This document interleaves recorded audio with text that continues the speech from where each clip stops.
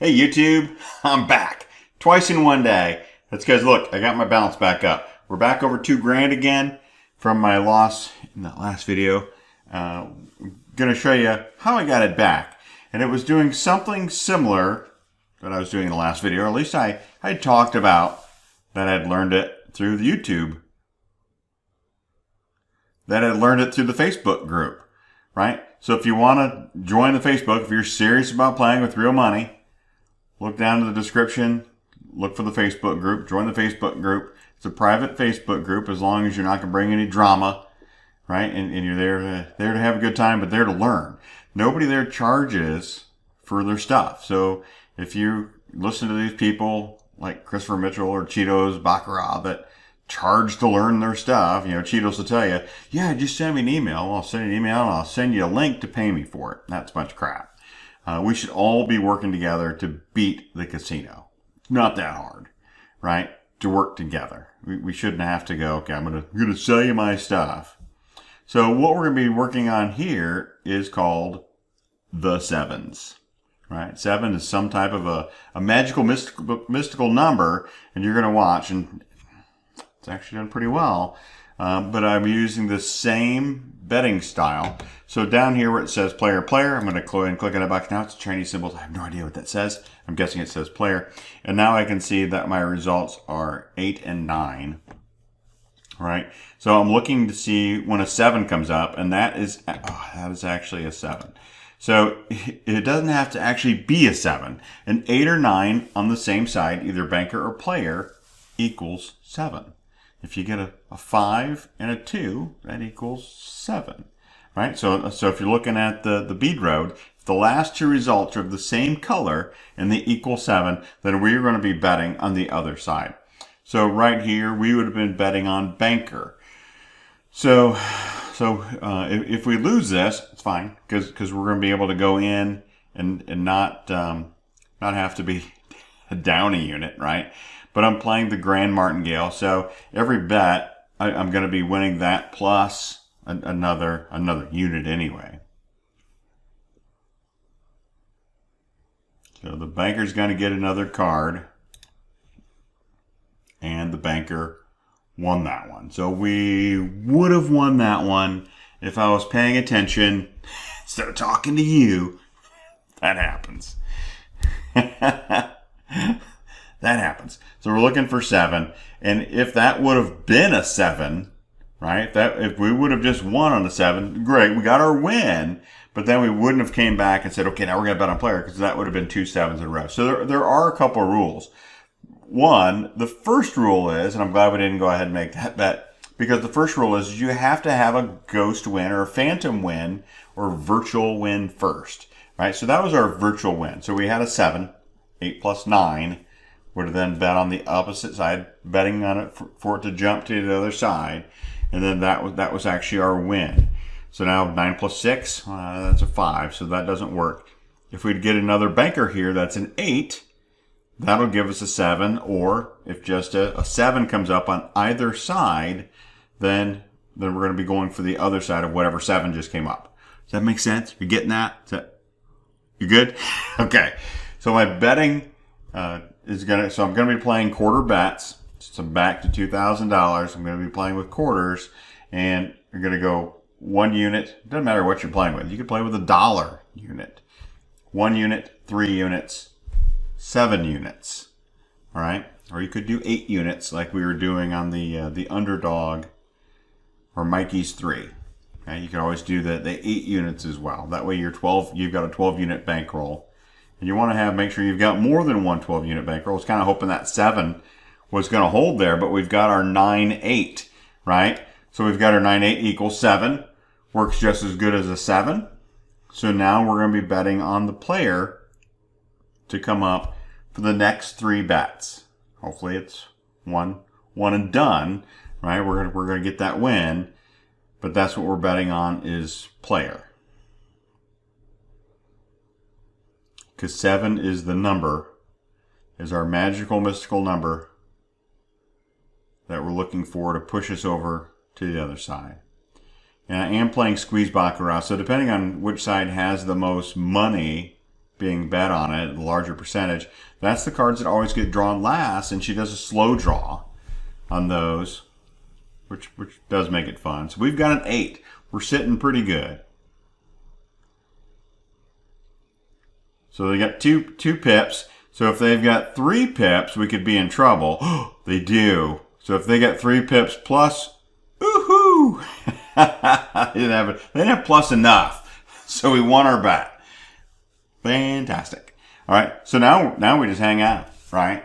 So a lot of this is hanging out, and we're waiting for another combination of 7 to show up. So we're not necessarily making a lot of bets. I mean, you could also do this, I guess you could do this flat betting if you wanted to as well.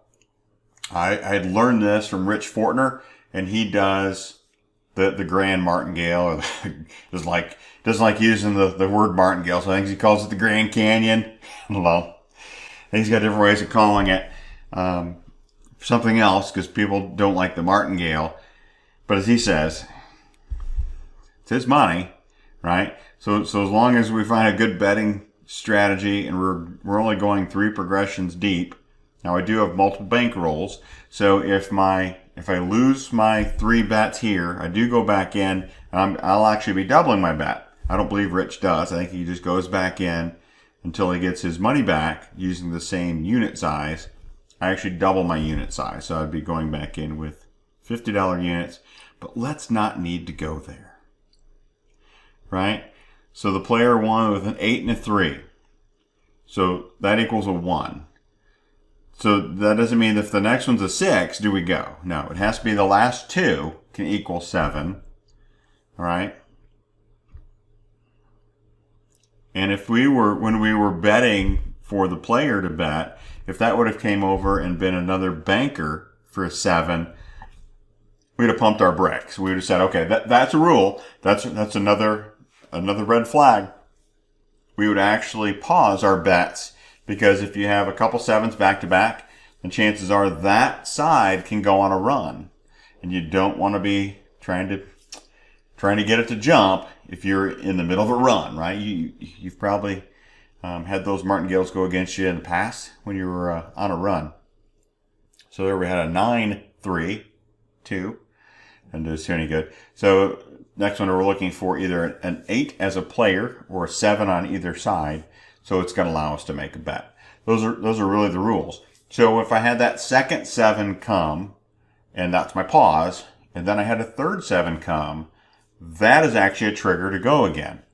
Okay? 4, 7, back off, right? But if you have the odd 7s, free to play, right? You got the green light to go. Even 7s, red light. So here's a 7. Let's see if this 7 is going to be strong enough, and it's going to allow us to play, as long as this 7 can win. There's 7 over 6. Perfect. So now we're going to be betting on the player. Right now, start off with 1 unit. 1 unit betting on the player. And, I mean, at this rate, you don't need to win. I mean, a $25 unit, how much do you need to win? 4 units a day? 8 units a day? I mean, really, just make sure you're paying yourself. Let's not get caught in the mistake of going, I've got to get my bankroll up big enough. And you can certainly do that. I mean, it's everybody's personal prerogative, right? Let's see, we got, how many pips we got here? I didn't see anything on the side. Is there? Oh, there's an 8. So that's a natural against us. All right, well, that happens. So now I'm going to go for 3 units. 1, 3, and 7. Or if you're on the banker side, maybe 1, 3, and 8 takes care of. Make sure we take care of that commission. And if you just get a habit of playing 1, 3, and 8, not a bad thing. Get that bonus win from time to time. You're taking that additional risk. Why not get the additional reward? And it looks like she is frozen.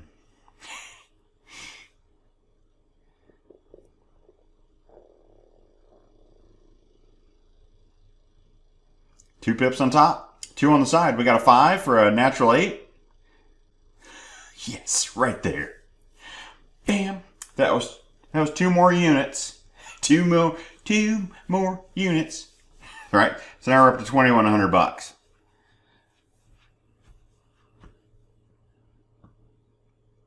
So see how easy this is? So again, if that was a 7, if I had 1 with a 7 instead of the 8, pump your brakes, we're taking a pause. Okay? And remember, if you played with a 9, 8, or however the last 2 combination of that color came up to 7, and you still had a 7 come over, that's still a pause. If you have that 7 there. So you got to remember those rules. There's not too many rules playing the 7s. But it's been a great system. It really has. Rich Fortner also has his YouTube channel as well, so you can certainly go out and do Rich. So let's see if this Banker 7 is going to hold. That's going to give us a player again, as long as it comes out with the win. And if they have a 5, it doesn't. That's all right. That's an 8, 8, 6. So Rich has also been looking at the numbers. If it comes up 9, 9, like this one came up 8, 8, does that also make it jump, right? So that's some feedback I'm looking to be able to collect, to be able to share back to Rich. I mean, he had shared this on his channel, also shared it on the Facebook group, because he wants everybody to win. And that, bless his heart. I mean, that is awesome.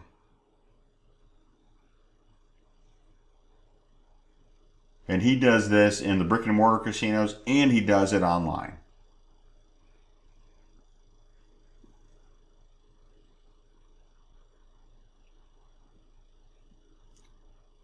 Nine, 9, we got an 8. We got 8, 8, 8. Didn't jump, Rich. Just FYI, it did not jump.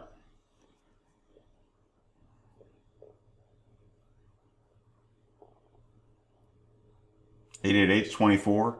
Doesn't matter, remember? We only count the last 2 cards, not the last 3, Mike. We're not looking at 888. So I do want to thank you for taking the time watching my video. I do like making these. Hopefully they're helpful to you. I did have someone reach out to me last week, and he showed me screenshots of the money that he's been able to make. It was just fantastic to be able to see that someone was just kicking ass. It was fantastic, using strategies that I've shown in the past, and that just makes me so happy. So there was another 8, just happened to go on the banker side. It's pretty cool, 5 8s in a row. And you're probably thinking, what power did just a number have, right? What power does that have? Well, remember, everything I've always been teaching is all about the energy of the game. Except for maybe the underdog 3. Not sure that really deals with the energy of the game. That's looking more for chops. And I probably should have been trying to pick a table that had more chops. And I actually made the mistake of, after I lost a bankroll, I really should have went and found another table. Because this website actually has a bunch of different tables that I could use. I just like this Baccarat squeeze table. I like how it's kind of a little bit of showmanship. Yep, 6-0. See, you got the crown peeking up there, saying, "Hello, this is going to be the king," popping up. So 6-0 there. Again, we're looking for a 7. I only want 1 more unit, and in getting that 1 more unit, if I'm doing my Grand Martingale, I could get 2 units, could get 3 units, right? Could get 4 actually. If I do the 1, 3, 8, then on that last win, I actually win 4 units. On that last win there, for having to go to that extra step.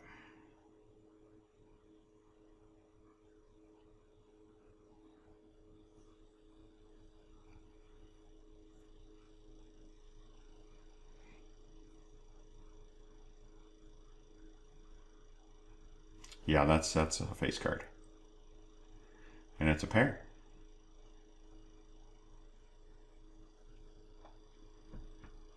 There we got a 6. Let's see what that other card brings over there. It's not a 7, so a 2 or a 3. It is a 2.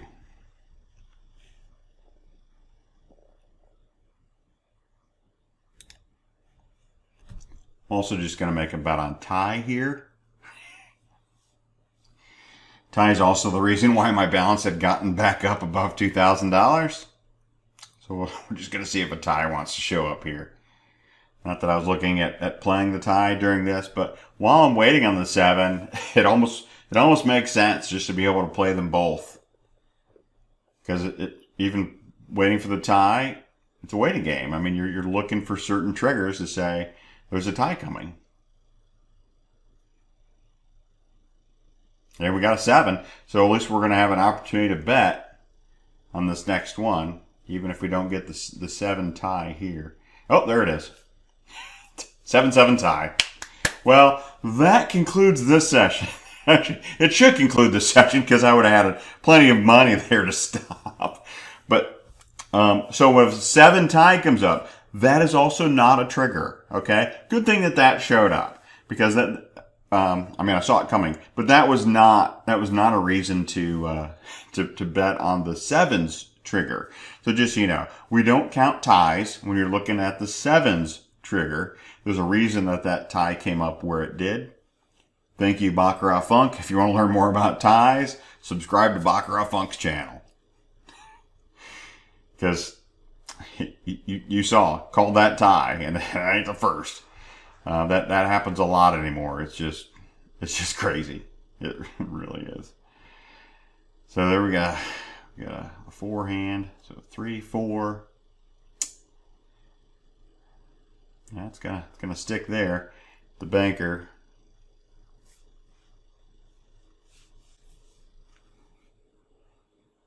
I know you might be hanging out with me for a while to find that last 7.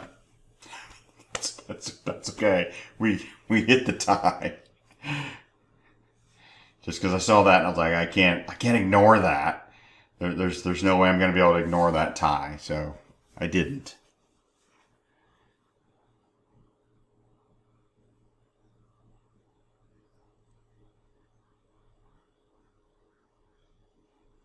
Well, there we got a 7. Let's get that 7 to be strong enough. So we're going to get our one more unit.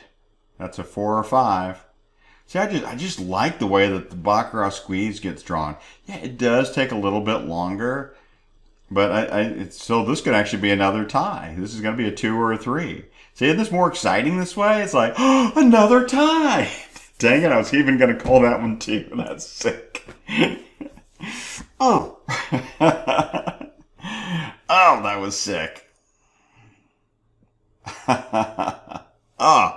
And that was even another 7-7 tie. There's actually a casino that if you bet on the 7-7 tie, you'll win 200 to 1. Land-based casino. Only one that I know of. Horseshoe Hammond in Indiana. I've never played there, but certainly want to. 200 to 1 on both of those ties would make for a really good day. Really good day. So there's another 7. Let's see if the 7 either stays strong enough. So we've got 2 pips. Are there 3 pips on that side? There are 3 pips on that side. Is there 3 plus 1? See? Oh, 3 plus 2. It was an 8. So we actually don't get to bet that one either because that's the first one we had on the banker side. So if we get a 9 on this next one, 8 plus 9 obviously is a 7. We'd be able to play that one.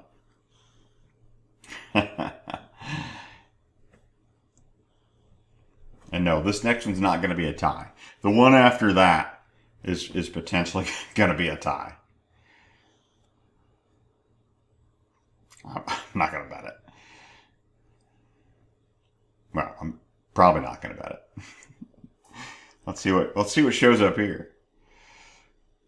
Oh, look, there's an 8. Can we get a 9 for the win? We got 2 pips. Can we get, oh, not enough pips. That's going to be a 4 or 5. Come on, honey. It's only going to be a 4 or 5. It can't win. Go ahead and roll it over. Her fingers must be stuck. Must be a little frozen. That's okay. So we just had another 8-8. But they're opposites, so it doesn't matter. It's trying to find 8 8s that are on that same side, that would matter.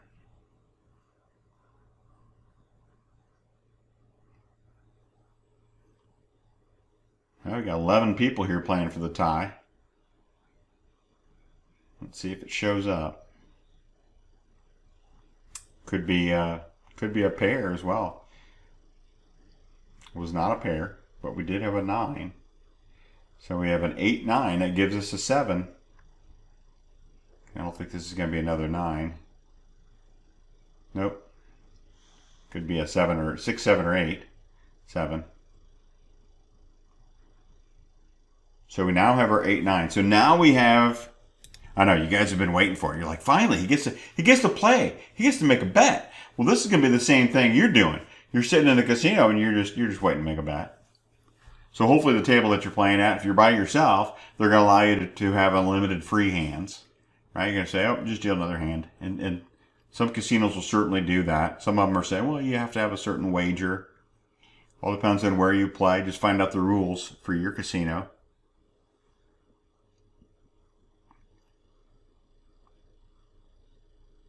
Oh, we have to beat a 3.